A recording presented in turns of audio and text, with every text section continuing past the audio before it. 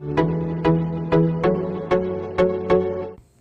అండి, welcome to Shanmukh cooking recipes. నేను పద్మని. ఈరోజు స్పెషల్ మునగాకు పప్పును బేబీ పొటాటో కర్రీ అండి. అసలు చాలా బాగుంటుంది. దీన్ని ఏ విధంగా చేసుకోవాలో చెప్తాను. 2 కట్టలు మునగాకు తీసుకోవాలండి. వీటిని ఆకులు విడిగా చేసుకోవాలి. ఈ విధంగా తీసుకొని బాగా కడుక్కోవాలి. చిన్న చిన్న కాడలు ఉన్నా లేతాయి కాబట్టి ఏమీ కాదు. బాగా కడుక్కొని దాన్ని పక్కన పెట్టుకోవాలి.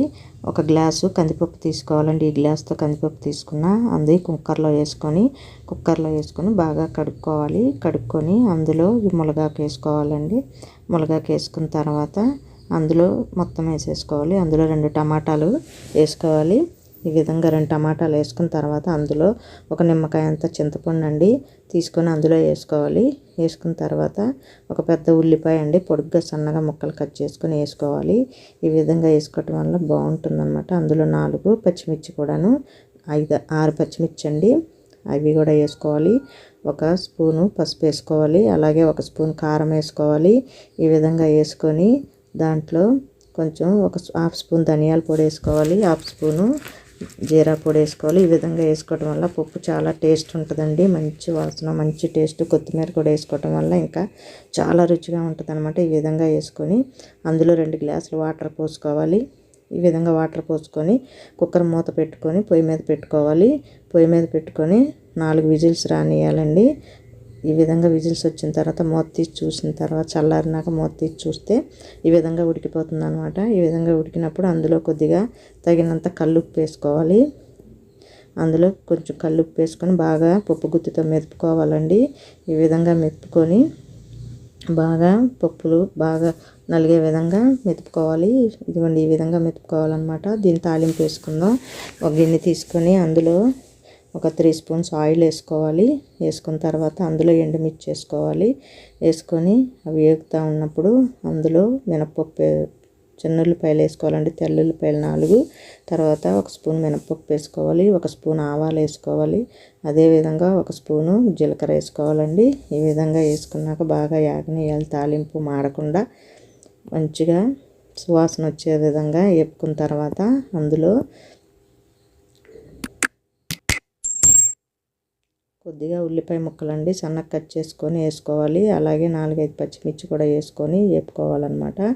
ఈ విధంగా వేసిన తర్వాత అందులో 1 స్పూను కారం వేసుకోవాలండి. ఈ తాలింపులో కనుక కారం వేస్తే పప్పుకి చాలా టేస్ట్ చాలా బాగుంటుంది అనమాట. ముందు వేసిన కారం కంటే మనం తిరగమాత వేసేటప్పుడు వేసుకుంటే చాలా బాగుంటుంది. ఈ విధంగా వేసుకున్న తర్వాత లేత కరివేపాకు వేసుకోవాలి. ఇది వేసిన తర్వాత బాగా కలుపుకోవాలండి. ఈ విధంగా కలుపుకున్న తర్వాత దాంట్లో పప్పు వేసేసుకోవాలి. మనం మెతుపుకొని పక్కన పెట్టుకున్నాం కదా ఈ మునగాకు పప్పు, ఈ పప్పు వేసేసుకోవాలన్నమాట. ఈ విధంగా వేసేసుకొని బాగా కలుపుకోవాలి. మొత్తం కలుపుకోవటం వల్ల మనకి తాలింపు మొత్తం పైకి వస్తుంది. బాగా కలుపుకోవటం వల్ల ఈ విధంగా కలుపుకోవాలండి. కలుపుకొని పక్కన కొత్తిమీర జల్లుకొని పక్కన పెట్టేసుకోవటమే. అలాగే బేబీ పొటాటో ఫ్రై, దీన్ని ముందర బంగాళదుంపల్ని మనము ఉడకపెట్టుకోవాలి. కుక్కర్లో పెట్టుకొని 1 విజిల్ వచ్చేదాకా, 2 విజిల్స్ వచ్చేదాకా. అదేవిధంగా వేరే గిన్నెలో నూనె తీసుకొని తాలింపు గింజలు వేసుకోవాలి. మినపప్పు, ఆవాలు, జీలకర్ర వేసుకోవాలి. ఎండుమిర్చి కూడా వేసుకోవాలి. వేసుకున్న తర్వాత 1 పెద్ద ఉల్లిపాయ అండి, 2 ఉల్లిపాయలు అనమాట. లేకపోతే 1 పెద్ద ఉల్లిపాయ సన్నగా పొడవుగా కట్ చేసుకోవాలి. మామూలుగా కంటే పొడవుగా కట్ చేసుకోవాలి దీనికి. ఈ విధంగా కట్ చేసుకున్న తర్వాత వేపుకోవాలండి. మాడకోకుండా దోరగా వేపుకోవాలి. ఉల్లిపాయలు మగ్గే విధంగా వేపుకున్న తర్వాత అందులో 1 స్పూను పసుపు వేసుకోవాలి. వేసుకున్న తర్వాత కలుపుకోవాలి.